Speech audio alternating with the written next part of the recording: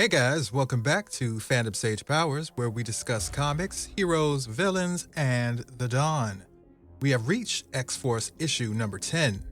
Get ready to raid right now. Every mind's a maze, Dom. And I know firsthand, the best way to get lost is failing to keep track of where you've been. I don't need you policing my choices. If I chose to resurrect with an ugly part of my life missing, that's my business. Am I right? Maybe so. Except you specifically said, but was that even me talking? Or was I already some version of dead, a broken monster they created? I'll let it drop. But I spent a lot of my life trying to remember everything I could. So it's hard for me to accept you wanting to forget. Stop! Ah! I should just let you die. I really should let you and Domino both die. Kid! Then I wouldn't have to listen to your insipid quarreling. And when you resurrect, I'd instruct the Five to plug a beta version of my brain into your bodies. You would become my slobbering acolytes, my leg-humping groupies. Now that sounds positively utopian. Krakoa really does have so much potential, if only I were in charge. Quentin, if you had one of those virtue names like Patience or Charity, it would be Everybody, shut the hell up and read. From the look of it, the weeds of this place have been growing for centuries. Why are we even bothering with an investigation? Aren't we the muscle? We should just soak this country in a tidal wave of weed killer and this place. Dom!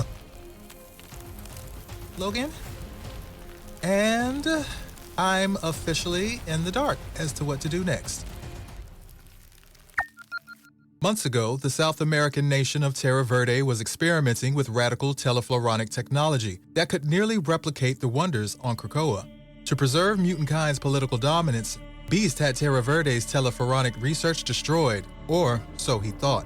Days ago, all communication in and out of the country went dead. Wolverine, Domino, and Kid Omega have been deployed to assess the threat and eliminate it.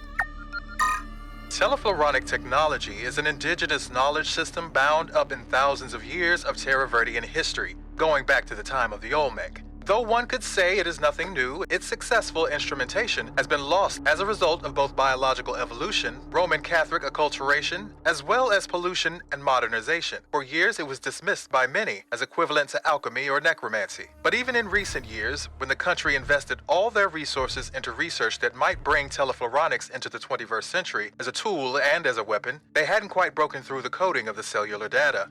I did. Not intentionally. I studied the telefloronic source code and reprogrammed it to identify dendrites and axons as an infection. The plants would consume the host's mind. This was meant to put a terrorist out of commission. What I did not anticipate is that by disrupting the symbiotic give and take of the biotech, I made the plants dominant. Terra Verde is now a fierce collective intelligence, not so dissimilar to Krakoa, except as an enemy. One could say that Ak, the punishing Olmec deity, had been summoned. I suppose this is a good thing, in that it will make us more aware and prepared as a nation ourselves as to how things could go wrong. Yes, it's absolutely a good thing. I might have made a minor miscalculation, but it will ultimately benefit us.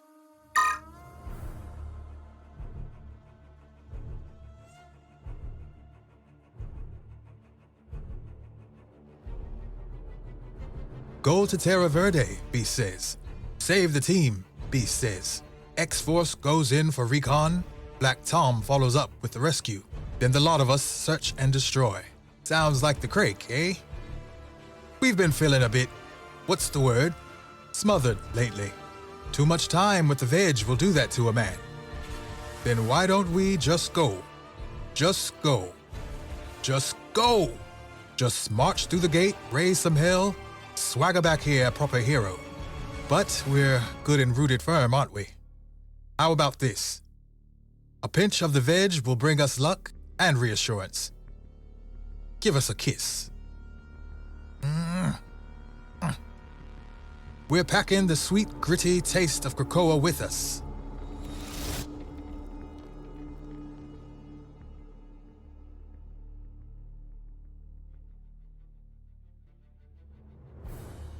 I don't know where the hell I'm going.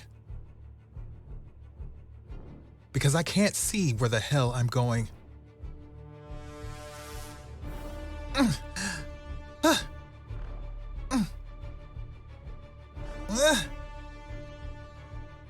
So not dying is a matter of blind luck.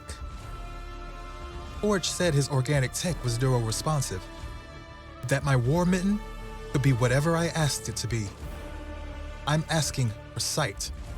I'm asking for it to show me the way. Thankfully, Wolverine leaves a distinct set of tracks. Let's hope that's not the only thing left of him to find. Because this garden is hungry. You stick that thing in me, I got 6 ways of sticking you back. If they want to sacrifice, then they can go mulch themselves. Ugh! Wolverine, this is Beast. Do you copy? Over. Domino, this is Beast. Do you copy? Over. Kid Omega, this is Beast. Do you copy? Over. Black Tom, this is Beast. Do you copy? Over. Goodness, what a mess I've made. I'm glad we can agree about something. Jean, please. I'm sorry, just let me... Curious timing. Apologizing and explaining only after you've been caught. Did you think your mind was too vast of a library to read my way through? Are you that arrogant? I merely neglected to... Ugh. An omission of truth is a lie. You lied to us. By that logic, as a deniable operations team, we're a nest of lies. We're a team of lies. But the lies are in service of a greater good. No, you're exactly wrong. The lies are for the humans, not us. X-Force only exists because of trust. A trust in the vision of mutant kind. Your hesitation is understandable, but here's what you have to consider. Risk and harm. Who has been harmed? One man. Who is at risk? Thousands. Maybe millions. This is bad math. Asymmetrical thinking. If a vaccine harms one person but negates harm to a million others, you can't let the one consume your logic. I had to harm the president's son in order to counter the risk he posed to our country. Maybe I should be the one upset, since you breached my mind without permission. Damn it, Beast. Shut up. And forget math. Don't you see the human cost of what you've done? Jean does not need to tell Beast anything, so she makes him feel it instead. There isn't simply one person who has been sacrificed. There is a whole country's worth of them. Beast has created a clear and present danger to mutant kind by weaponizing a hostile nation with a botanical armament far more dangerous to krakoa than any nuclear warhead. And in doing so, he very might well be responsible for the death of a nation. The genocide of the Terra Verdean people, who have been inhabited or consumed by the telefloronic force. Before, when the mutants lost Xavier and Cerebro, they all saw a possible end. If resurrection was no longer possible, they had lost their major advantage. But what if all of Krakoa was destroyed or hacked? The loss would be even greater. They would be disarmed, neutered, homeless. That is the threat of telefloronics. In aggregate, pose in their more robust second generation as a conduit for surveillance and arms. Before Jean abandons Beast, before she blasts out of the shadowy lair and through the waterfall and into the green music of the day, before she rushes towards the gate that leads to Terra Verde, she says, "We're in charge of secrets. Us. We've been trusted with them by Xavier. We can't keep things from each other. We can't have secrets beneath secrets. Or how can we hold each other accountable?" And though no one was there to see for sure, Beast might have let a single tear track down his muzzle before roughing it away with the back of his hand. Like peaches.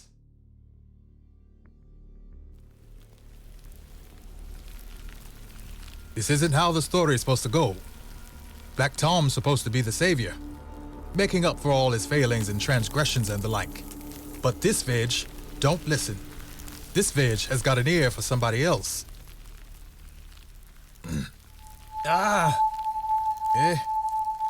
It's not that we're not grateful, but we thought we could handle this one on our own, Gray. You're trying hard to be a hero, Black Tom. But here's something I wish wasn't true. X-Force isn't about heroics. Oh dear. It's about getting the dirty done, by whatever means necessary. Why are you wearing that, love? I was told we were going into the field. I wanted to be ready for anything. It's like you got measles, but the measles is pockets. Get over here. I have no idea if this is going to work, but we're going to try to clean up this mess. Not alone, but together. Krakoa feeds on the few for the benefit of the many. Terra Verde appears to do the same. Quite literally, they're trying to eat me alive right now. Is one wrong and the other right? You could say it's a matter of perspective. But from where I'm standing, it's a hell of a lot worse to be kid compost than the rake that rips through the weeds. I can feel the roots burrowing into my skin. I can feel them creeping up my nose and tunneling to my ears. Pollen blinds my eyes. Dirt chokes my throat. And fertilizer. I'm a seed pod. I'm a telefloronic spore. Is this how the humans think of us? As something invasive? Like the fungus that blights the crop? Like the vine that chokes the tree? Ah! Sage, Black Tongue, we have to fight dirty with dirty.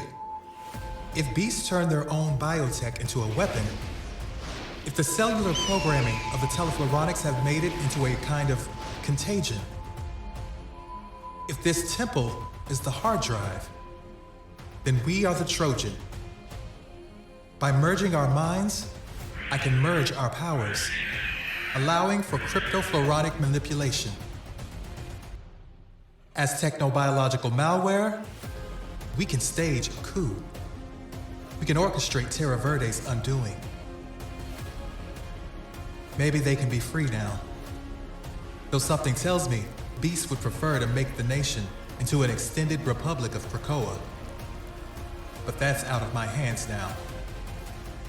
I'm done. Sage said you'd be here. I hate to ruin your peace, but you quit. I think I'm supposed to be the mind reader, Logan. Knew you wouldn't last long. No offense. You're too good for the kind of work that needs doing, Jeannie. Suppose you could argue that X-Force needs a moral compass. Sage? She sometimes comes across as a calculator more than a moral compass, but she'll have to do. Give her time. She's like a house that's bigger on the inside than the outside. And maybe you could reach out to Colossus. He's got a big heart. He's got a big everything. I just feel like, I don't know what I feel like, that this whole thing, this new dawn, it's about defending against the worst. Isn't it also about hoping for the best? Sometimes you gotta be the worst to fight the worst. Logan, aren't we supposed to be evolving? Asked the professor. You bet. Ask me. Optimism's a recessive gene. If you think I'm too good for X-Force, you probably think I'm too good for you. Well, sure. But you need a taste of poison now and then, just to keep things balanced. Wow, interesting. Yeah, Beast got busted hard by Jean, and honestly, he should have seen that coming, and it was quite arrogant of him to try to hide things from his team, which consists of technically 3 telepaths. Even though Sage has disabled her telepathy, focusing on her other mental capabilities, she's still technically a telepath. Kid Omega, Jean, and Sage are pretty perceptive, so it was pretty arrogant of him to think that he wouldn't be found out. And Jean was pissed. Jean was super pissed. But she did need that wake-up call and kind of reevaluate the way she's looking at the world and Krakoa's place in the world and what they have to do to keep Krakoa safe, because X-Force is a Black Ops team. X-Force is going to be doing some dirty, shady stuff. You know what I'm saying? And Beast was right in some aspects, but she was as well. The collateral damage that was involved from what Beast did was way, way too high. That's a whole freaking country of people that were taken over by this Telefloronics, but the mutant circuit that Jean, Black Tom, and Sage made was really cool, that they were able to combine their powers and pretty much hack the Telefloronics to break that symbiotic bond between their hosts. I'm pretty sure this story isn't completely resolved though, both from a personal aspect with Beast and his team members, as well as the fallout from the government and the people of Terra Verde that survived. I hope you enjoyed this episode, and if you did, give me that thumbs up. For those who haven't joined, please go ahead and subscribe and join the crew, and I'll catch you in the next issue.